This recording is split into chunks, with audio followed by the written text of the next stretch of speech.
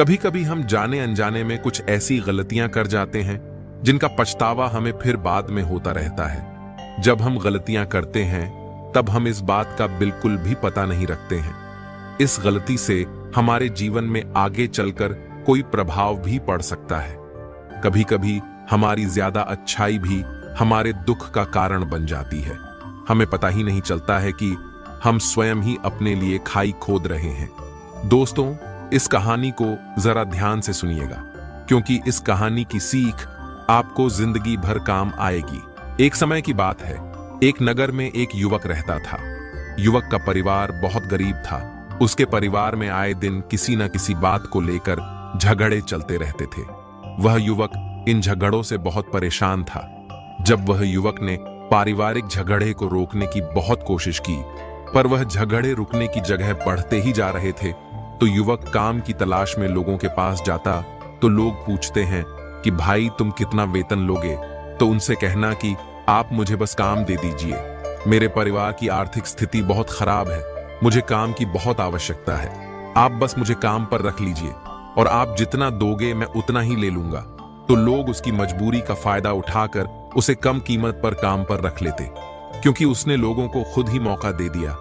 लोगों को पता था कि उसे काम की बहुत जरूरत है, वह कम पैसों में भी काम कर लेगा।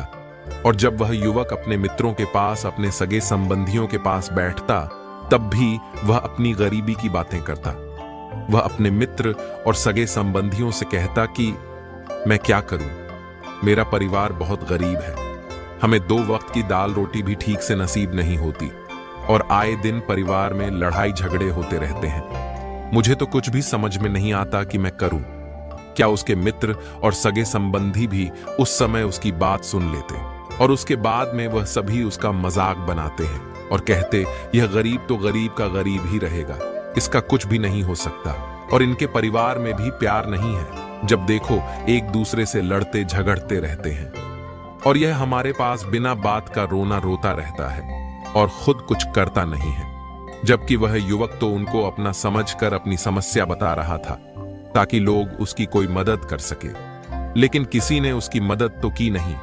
अब युवक जहां भी जाता सभी लोग उसका तिरस्कार करते, उसे गरीब कहकर पुकारते। कोई भी व्यक्ति उसे काम की पूरी कीमत नहीं देता। वह युवक दिन भर काम करता पर उसे कुछ ही पैसे मिलते थे। कोई भी उसकी मेहनत का पूरी कमाई नहीं देता था। अगर वह उनको कुछ कहता तो वो लोग उसे कह देते, एक काम करना है तो कर, नहीं तो जा। यहां से अब उस युवक को तो काम की जरूरत थी, इसलिए वो काम तो करता ही था। धीरे धीरे समय के साथ उस युवक की हालत बहुत खराब हो गई थी। सभी लोग उस युवक का इस्तेमाल करने लग गए, क्योंकि सबको पता चल चुका था कि वह युवक बहुत गरीब है, उनका कुछ नहीं बिगाड़ सकता और उसे पैसों की जरूरत है, काम तो करेगा। सभी नगरवासियों उसका अपमान करते, उसे गरीब गरीब कहकर पुकारते। इन सब बातों से वह युवक बहुत परेशान हो गया। उसे समझ ही नहीं आ रहा था कि आखिर उसके साथ यह सब क्या हो रहा है। तभी उसने लोगों से बातें करते हुए सुना कि नगर में एक बौद्ध भिक्षु आए हैं। उन बौद्ध भिक्षु के पास सभी समस्याओं का हल है। वह बौद्ध भिक्षु बहुत ज्ञानी व्यक्ति है। यह सुनकर वह युवक भी उन बौद्ध भिक्षु के पास जा पहुंचा। वह युवक बौद्ध भिक्षु के पास जाकर उन्हें रोता हुआ बोला कि महाराज, सभी लोग मेरे साथ ऐसा क्यों करते हैं? तभी उस युवक की बात सुनकर बौद्ध भिक्षु ने पूछा कि क्या हुआ बालक? तभी वह युवक जोर जोर से रोने लगता है और रोते रोते अपनी सारी बात बौद्ध भिक्षु को बताता है और उनसे कहता है कि महाराज, सभी लोग मुझे गरीब गरीब कहकर पुकारते हैं, मेरा मजाक बनाते हैं और कोई भी मनुष्य मुझे अपनी मेहनत की पूरी कमाई नहीं देता है। मैं उनके खेतों में पूरे दिन काम करता हूं और वह मुझे बहुत कम पैसे देते हैं। मेरे दोस्त और मेरे मित्र भी सारे मेरा मजाक बनाते हैं। वह बौद्ध भिक्षु उस युवक की सारी बातें बड़े ध्यान से सुनते हैं और उससे पूछते हैं कि सभी नगरवासियों को इस बात का कैसे पता चला कि तुम बहुत गरीब हो और लोग तुम्हें पूरे दिन काम करने के बाद भी इतना कम वेतन क्यों देते हैं? बौद्ध भिक्षु की बात सुनकर युवक बोला कि दरअसल महाराज, मैंने ही नगरवासियों से हमदर्दी पाने के लिए उनसे कहा था कि मैं बहुत गरीब हूं, मुझे आप काम पर रख लीजिए, जो आप दोगे मैं ले लूंगा। यह सुनकर वह बौद्ध भिक्षु बोले, इसमें लोगों की क्या गलती है?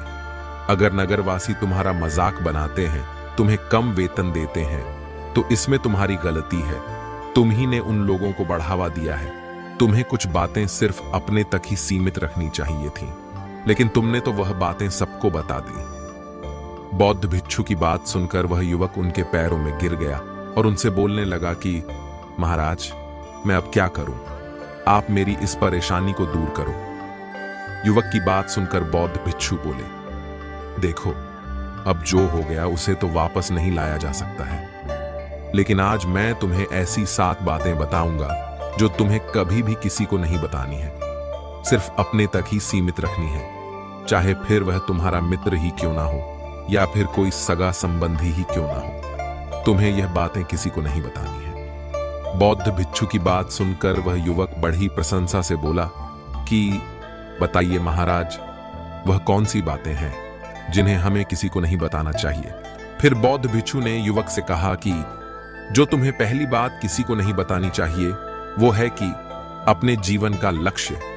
तुम्हें अपने जीवन का लक्ष्य किसी को भी नहीं बतानी चाहिए। दूसरी बात यह है कि हमारी समस्याएं और हमारी परेशानियां किसी को भी मत बताओ। तीसरी यह है कि हमें कभी भी अपने परिवार की समस्याएं किसी को नहीं बतानी चाहिए। चौथी, अपनी संपत्ति किसी को मत बताना। पांचवी, कभी भी अपनी सफलता का रहस्य किसी को मत बताना। छठवीं, अपने द्वारा की गई मदद का ढिढोरा मत पीटो। सातवीं, अपनी आमदनी का जिक्र दूसरों के सामने मत करो। युवक बौद्ध भिक्षु की सारी बातें बड़ी अच्छी तरीके से समझ गया और उसी वक्त अपने मन ही मन में यह संकल्प ले लिया कि आज के बाद कभी भी किसी को अपने रहस्य नहीं बताएगा। इसके बाद उस युवक ने बौद्ध भिक्षु को प्रणाम किया और फिर वहां से चला गया। दोस्तों, आशा है कि आपको यह वीडियो पसंद आया होगा। अगर आप सहमत हैं तो इसे अपने दोस्तों और अपने परिवार वालों के साथ भी शेयर करें और इसी तरह की वीडियो डेली देखने के लिए आप हमें सब्सक्राइब भी कर सकते हैं। नमो बुद्धाय।